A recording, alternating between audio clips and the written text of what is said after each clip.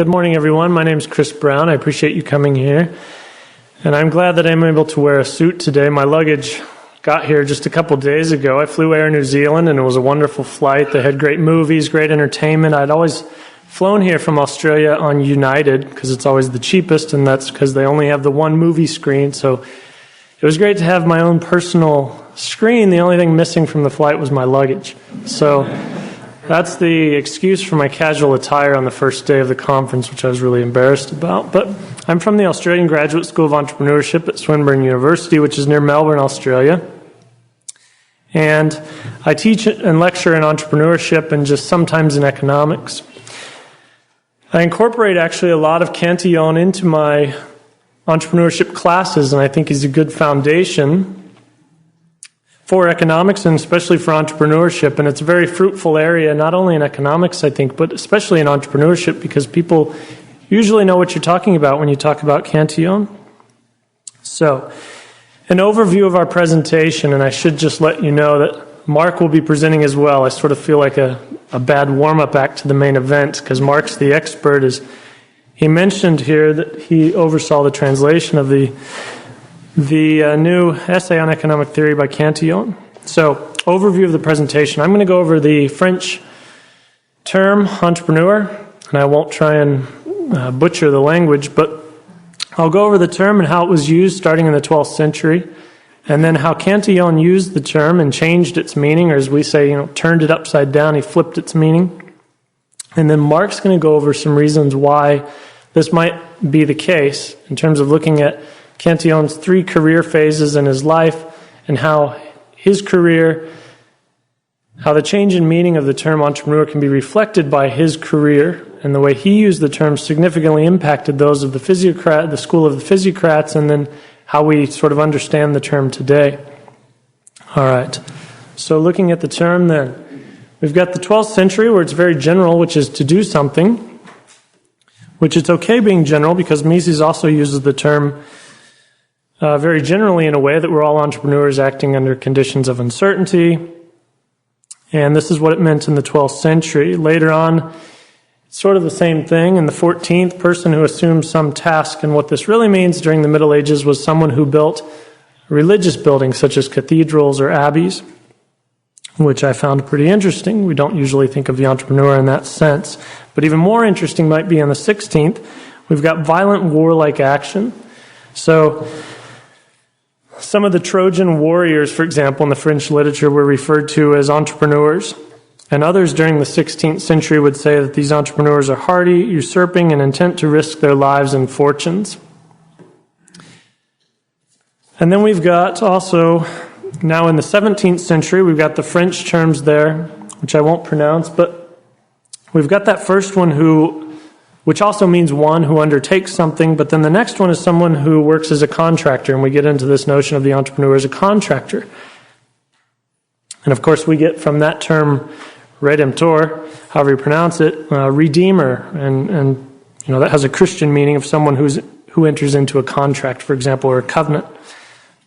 So later on in the 17th century, we've got undertaker of a construction project, which is this idea of contracting with the government, right? So an entrepreneur was someone who engaged in a construction project, contracted with the government, which is significant because the price of the contract was fixed. So the costs are what was uncertain. So costs were uncertain, price was fixed, therefore the entrepreneur had to minimize those costs as much as possible to obtain a profit, and if not, they would make a loss. Whereas we'll see later that Cantillon flipped this or reversed this. Okay, this was also in the French legal and economic literature. You can read this, that it was mainly a government contractor. But then later on, in the 18th century, keeping in mind that Cantillon's essay was published in 1755, we've got not only a contractor, but someone who undertakes substantial projects. By that I mean public works mainly, so buildings, roads, canals, bridges, these sorts of things. It's really interesting because at this time as well, the division of labor becomes more obvious or greater or more recognized in France. And there's the creation of the Academy of Architecture, which you might think of as sort of the modern day Academy of, what is it, the AMA, Medical Association, right? So let me read you this from Hosselitz. This is his classic 1951 article, which is very difficult to find, but may I point out that it's on Peter Klein's website, and that's the only place I could find it. So he says, the architects, let me point out before I read you the quote, at the time, the entrepreneurs did everything. They were pretty much the architects. They were those who oversaw the labor and the construction of the projects and whatnot. Hosselitz says, the architects especially felt that their services were of a higher quality than those of ordinary master masons or contractors. This sentiment was enhanced in France by the formation of an Academy of Architecture, and in 1676, entrepreneurs, master masons in the building trade, were prohibited from adopting the designation architect of the king, or king's architects, an appellation which was reserved to those men whom the king had chosen to compose his Academy of Architecture, to which only outstanding artists were admitted. Okay, so then later it becomes more of this, again, sort of this mythology of the entrepreneur becoming, bold and daring and dashing and sort of Richard Branson or Bill Gates-ish. Okay, or maybe the Schumpeter notion of the entrepreneur. And then we also have now undertaker of a business project. So it's starting to become different, and obviously now we're after Cantillon's essay. In this 1872 version of the French dictionary, it references Condillac and Jean-Baptiste Say. And we know that at least Condillac was heavily influenced by Cantillon, and in his work he wrote, I have drawn the basis of this chapter from Cantillon's essay and several observations of which I have made in other chapters. It is one of the best works I know on this subject. Schumpeter later wrote that nobody before Cantillon had formulated it so fully, referring to the theory of entrepreneurship. Okay, so let's now take a look at the way Cantillon formulated his theory. So let me just give an example. He mentions the entrepreneur over 100 times in his essay, and there's three main economic actors in the essay. You've got landowners, where demand comes from. So all entrepreneurs are trying to meet the wishes and tastes and needs of the landowners, and then you've got the entrepreneurs, and then you've got wage laborers. And the difference between the entrepreneurs and the laborers are that the laborers are on a fixed wage and the entrepreneurs are on an unfixed wage. And to me, this seemingly simple or small detail is quite significant in terms of entrepreneurship education, which I'll get to in a minute in the conclusions. Okay, so Cantillon gives the example of the farmer entrepreneur. This farmer entrepreneur coordinates with the manufacturer entrepreneur, and there's uncertainty between the present and future. And for the farmer entrepreneur, Cantillon lists not only is there uncertainty and risk in terms of if a sale will even take place, but obviously in the future the prices are uncertain, and this is now flipping the government contractor where the prices were fixed. So there's no guarantee of profit or loss because of this uncertain future between the two, and we see entrepreneurs all along the supply chain. The same thing occurs with the manufacturer entrepreneur, the middleman entrepreneur, profit and loss, uncertainty between present and future, and Cantillon really mentions two main types of risk, right? Barring any government bailouts, you would have bankruptcy or starvation. Okay. Later economists of the Physiocrat school were influenced by Cantillon, especially Quesnay, who uses this term 3 times in his work. He talks about the operator of a large farm, or a businessman, or one who supervises labor but does not participate in the labor process. So with that, let me turn the time over to Mark to talk about Cantillon's 3 career phases. Thank you, Chris. Hi, everyone. What we're basically arguing is that the term entrepreneur changes dramatically from one of a government contractor to the modern term of entrepreneurship, which is someone who is working at risk, who's buying inputs putting them together in some way and selling them at an uncertain price in the near future. And one of the things that we suggest is that his career was influential in this changing of the term. Cantillon was a banker. He was born an Irish Catholic in Ireland. His family estates, the ownership of his family's estates were taken by Cromwell. And so when he reached the age of majority, young adult, there was not much to do in Ireland because they had lost their land. And so he moved with his brother Bernard to Paris. And he started working in his older cousin's bank. And he was given the account of the British Paymaster General for the War Department. So why do you think the British Paymaster General would have their account in an Irish Catholic bank?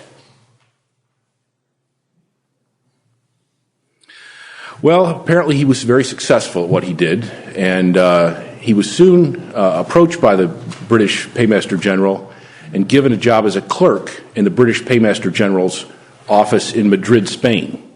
And what had been going on is the War of Spanish Succession. So Britain, France, Spain, Austria, the Netherlands were all at war. British troops were in Spain, British prisoners were in Spain, and they had to be paid for by the British War Department. Money had to be sent to Madrid. Goods and services had to be bought for the troops to provision those troops. So what essentially is going on is that the British Paymaster General is getting money for the British government, sending it to a bank in Madrid, who is then giving the money to the Assistant Paymaster General in Spain, and then food, clothing, and so forth, the pay of the soldiers is then doled out. He's working, the British Paymaster General at the time was James Bridges, who is known in history as the most successful war privateer of the age. And essentially what was going on is all of these guys were on the take. The regiments, the officers, the whole process was one of graft and corruption. And Cantillon was a very successful employee of this operation. He came up with the idea of two sets of books, where the money would come into the Paymaster General's office, into the Paymaster General's account. Then they would be used to buy goods and services for the troops by a shadow company who would then sell those provisions to the army at marked up prices. So it's very similar to today, where Halliburton buys, a gallon of gasoline in the United States, ships it over to Afghanistan, and it goes from $3 a gallon to $500 a gallon. So it's very much a very corrupt affair. After the war, he's greatly rewarded by Bridges for his services, the two sets of books idea, and his silence, because the British government was, after Bridges for graft and corruption, but Cantillon was able to cover the whole thing up.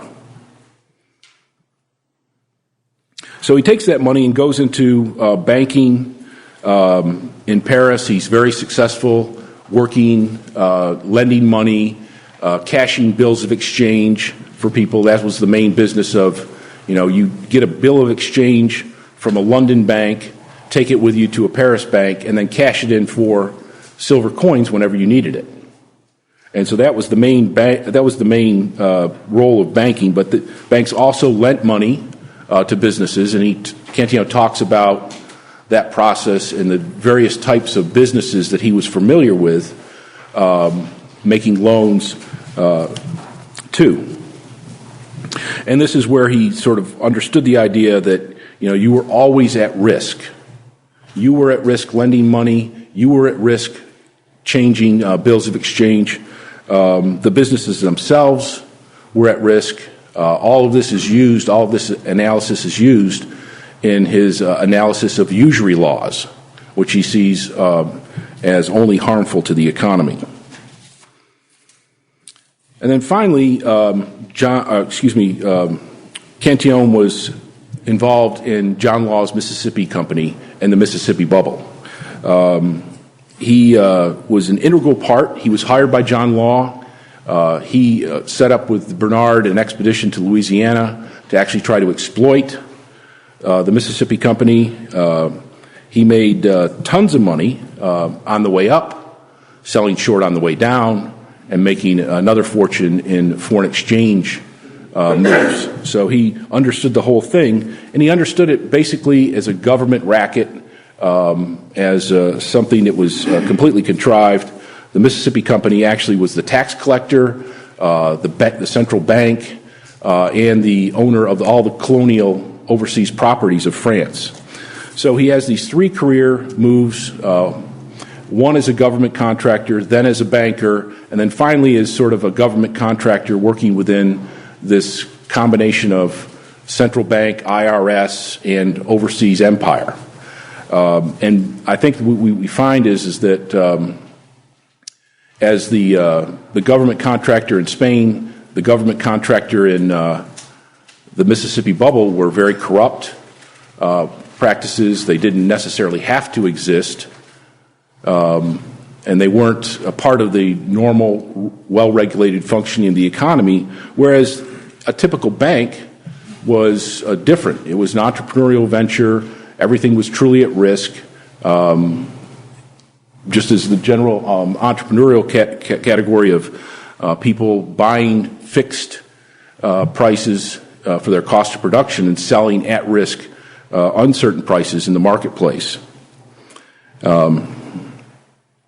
So that's basically our conclusions, is that we think that Cantillon's career experiences influenced his understanding of what the entrepreneur was and what it wasn't.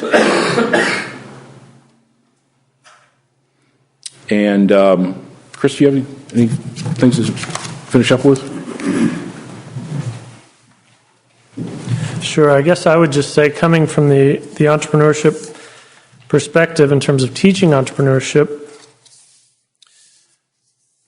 I would say that this has quite an impact on entrepreneurship education in terms of how we think about the entrepreneur and what we teach. So for me, my PhD work looks at entrepreneurship education, and I argue that, well, to understand what should be taught, we have to understand what the entrepreneur actually does, or what the function or role of the entrepreneur is. And if it's sort of as ubiquitous as Cantillon points out, that it's anyone on an unfixed wage, then that's not just someone who engages in bold business behavior or makes decisions, but a whole host of activities, from finance to marketing to creativity to innovation to ideas, whether ideas are opportunities and whatnot.